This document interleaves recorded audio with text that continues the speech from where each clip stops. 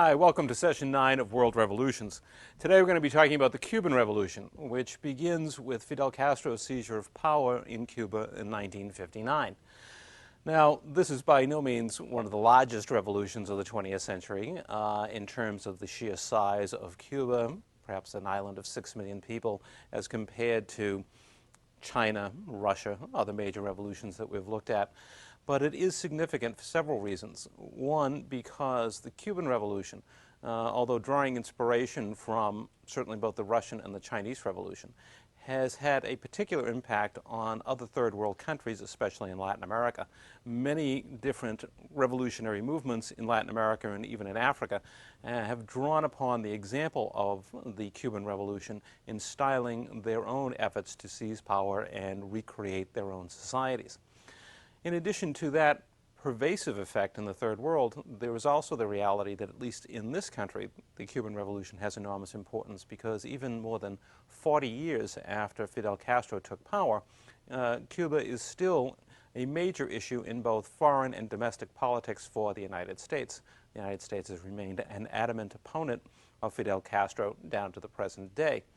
Now, why that is, we're going to be able to understand a little bit better today, and we'll also be able to understand, I think, more effectively why Cuba should serve as such an example for other third world countries when we look at the evolution of the Cuban Revolution, what its sources were, what its causes were, what some of its major goals were.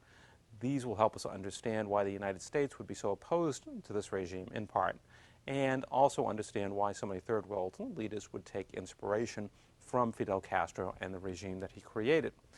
Before we do that, however, we, once again, as we do with all revolutions, have to look at the historical background of Cuba to understand the forces that brought about revolutionary change in the beginning of 1959, and also understand in part from this historical background why Cuba would be of such ongoing concern to the United States even 4 decades after the revolution, even more than a decade after the end of the Cold War. So let's begin by looking at the colonial past of Cuba. Cuba, like other Latin American countries, Mexico, etc., was part of the colonial empire that Spain created in the New World beginning really in the 1500s. However, something that would distinguish Cuba from other Spanish colonies in the New World is that at the beginning of the 19th century, when other colonial possessions of Spain began to break away from Spain, began to seek their independence, particularly between 1810 and 1830, Cuba will remain loyal to Spain. It will remain the faithful colony of Spain. And we will see that that had a great deal to do with some of the changes that had gone on in Cuba in the late 18th and early 19th century that made Cuba, or the elites in Cuba at least, desirous of keeping their colonial ties to Spain. Now, as far as Cuba's actual function within the Spanish colonial system, Cuba was really a way station for the traffic, the commercial traffic between Spain and its colonies in the New World. Cuba is the largest island in the Caribbean. It has some excellent ports. If we go to this map for a minute and just take a glance at the island to begin.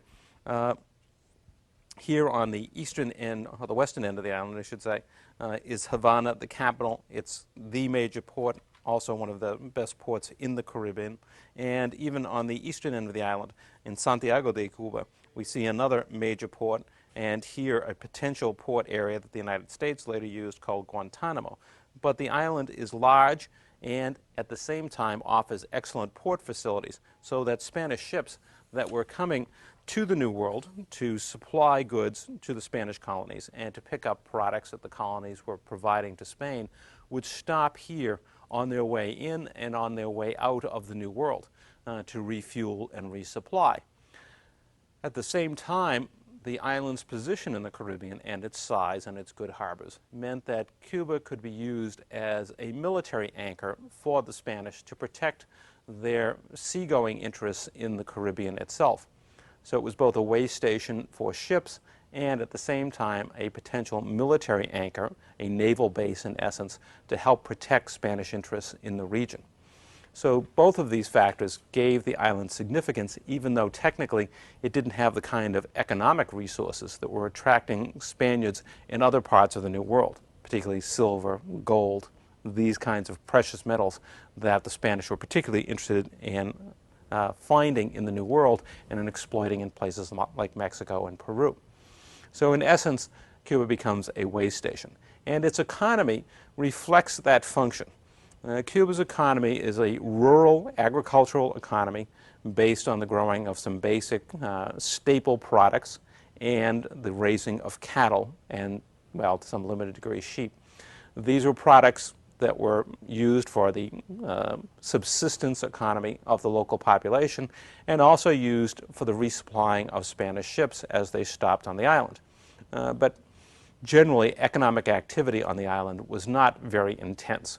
Most of what was provided in terms of an export economy were really the products supplied to these vessels as they stopped and refueled, resupplied themselves in their passages from the New World to Spain and back again.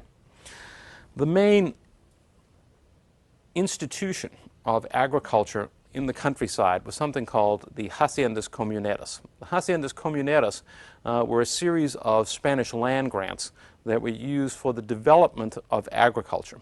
And essentially, these land grants were designed in a circular fashion. It was a simple means of setting up the borders or the limits of these land grants as they were given out to people. We used a little drawing here to illustrate or demonstrate. What would be done is simply a point would be chosen, and then let us say we'll decide we'll go out a quarter of a mile or something like this and draw a circle, and that land in here becomes the hacienda comunera. And it would in turn be broken up into a series of smaller land holdings. So we have a single grant, but it's held by a number of different people. This became the basic landholding pattern for Cuba during the colonial period and into the 18th and early 19th century. For the type of agriculture that was going on, which was low-level subsistence agriculture for the most part, this type of holding didn't present any real problem. In the future, however, when people were looking to develop commercial activities, the haciendas comuneras represented an institutional obstacle to setting up large plantations or estates, and we will see that happen. In the 18th century, Cuba would change dramatically. It would become a society heavily dependent, almost exclusively dependent, on a single export product, that is sugar, and grown through the use of slave labor. It would become, by the early 19th century, a slave society, where more than half of the population were, in fact, Africans enslaved for the purposes of working the sugar economy. The reason this happens, in part, is Spain's increasing weakness in the Caribbean. In the various wars that occurred in Europe during the 18th and 19th centuries, Spain was frequently drawn into the conflicts between France and England, and frequently suffered as a result of these international conflicts. We saw that going on in the British colonies prior to the American Revolution. Well, Spain was affected by those same conflicts. And in fact, during the 7 Years' War in the middle of the 18th century, the British captured Havana, the capital of Cuba. This sends a message to the Spanish that they must do everything they can to solidify their position, particularly in the Caribbean, where their island colonies, they see, are now vulnerable to attack by England and other powers. So the Spanish go about doing everything they can to make the island as economically prosperous as possible, to attract population, and to give it the resources so it can effectively defend itself as much as possible. One of the ways of doing that was the promotion of sugar growing on the island as a major export product. French colonists were invited in from other islands because they were experts in growing sugar, and of course they were Catholics, so their religious beliefs wouldn't conflict with those of the Spanish. And very soon, by the end of the 18th century, Spain has transformed at least the western end of the island into a major sugar growing area. In fact, by 1825, Cuba is producing more sugar than any other single location in the world. So it has become a leading producer and exporter of sugar. As I said, much of this occurs on the western end of the island, closest to Havana, where the leading port is, where the major transit facilities are available. What happens as a part of this transition is that the haciendas comuneras are largely dismantled on the western end of the island. These types of communal holdings, a number of people holding land in the same land grant, really did not lend itself to the creation of large sugar plantations. Sugar, for commercial purposes, for export, needs to be produced on large plantations. So essentially, Spain was in the process of obliterating the haciendas comuneras on the western end of the island in order to facilitate the growing of sugar, facilitate the development of Cuba's economy based on sugar exports. In essence, the island was divided in two, at least in its economic activities, with sugar dominating the western end of the island, and on the eastern end of the island, a more diverse economy based on cattle raising, production of tobacco, beans, and other types of consumption products. So we have a very different set of economies functioning in Cuba during the 19th century. And this will have an enormous impact upon Cuba's future, and specifically its relationship with Spain. Now, the description I gave at the beginning of Cuba as the faithful colony was true, but it was faithful only out of necessity. When the other Spanish colonies were breaking away and achieving independence, Cuba remained loyal, mostly because the elite feared what an independence struggle might do on the island. Here they have this enormous slave population that they keep, of course, by force and repression. If the island were to be thrown into a war for independence, there was great fear that the slaves would rise up and do away with not only the Spanish rulers, but also the Cuban sugar and slave owners as well. And this is one of the major reasons why Cuba remains quiescent while its neighbors in the New World are rebelling against Spanish rule. But it didn't mean that Cubans were exactly content with Spanish rule. They too found it oppressive, that their economy was largely controlled by the Spanish, that they were compelled most of the time to trade exclusively with Spain, even though it made perfect sense for them to be trading with the United States, which was only a short distance away, where they could readily have sold much of their sugar. Much of the time in the 18th and 19th century, they were prohibited from doing so. They also found that Spaniards from Spain came to dominate much of the political, religious, and economic institutions of Cuba. The political system, the colonial government, was dominated by Spaniards from Spain, not by Spaniards who were born in Cuba.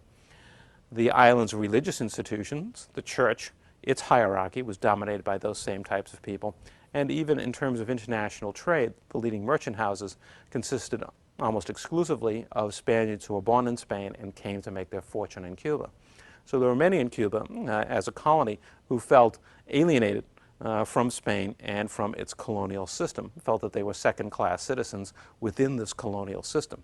And there was a great deal of unrest in Cuba in the first half of the 19th century and attempts to remove Spanish rule. In fact, several filibustering expeditions were attempted in an effort to eliminate Spanish rule. The major effort, however, comes in what is known as the 10 Years' War, where there is an internal rebellion in Cuba against Spanish rule between 1868 and 1878.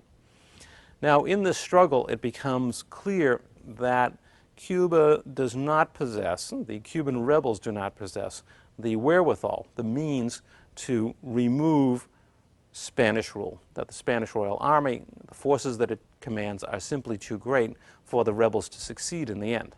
Unless, of course, they could secure additional support for their movement. The one clear source for that support would be the slave population. Now, the slaves have no interest in involving themselves in this rebellion. To them, it's just two different groups of Spaniards trying to kill each other. Neither side is offering them anything out of this struggle. But what the rebels begin to realize is, of course, if they offered the slaves their freedom in return for fighting in the war against Spain, they might well succeed in ousting Spanish rule. However, this option divides the rebel forces between the eastern and western end of the island. The western end of the island are the great slave owners with their plantations, who are fearful of freeing their slaves, in part because of the potential economic impact, in part because they have largely been absentee landlords whom the slaves know only in terms of the overseers who beat them and enslave them and force them to work. So there is also the fear that the African slaves will take their revenge upon the slave owners. On the eastern end of the island, there is less concern about that. Yes, there is some slavery on the eastern end of the island as well, but it's usually 1, 2, 3, a handful of slaves working with a master. Those conditions tend to be less inhumane than on a large plantation. And for people who are growing crops using just a few slaves, the potential economic impact of freeing them is fairly minimal. So people on the eastern end of the island are more than willing to do this. People on the western end of the island are absolutely opposed. And that division eventually frustrates the effort to seek the emancipation of the slaves and frustrates the attempt to achieve independence for Cuba at this time. The 10 Years' War ends by 1878 in failure. During that war, though, however, certain rebel leaders emerge, people of color in particular, people like Antonio Maceo and Maximo Gomez, who will emerge again as rebel leaders at the end of the 19th century, when Cuba once again will challenge Spain and Spain's rule over the island. So although the war is a failure, it does create a leadership cadre, if you will, a number of people who are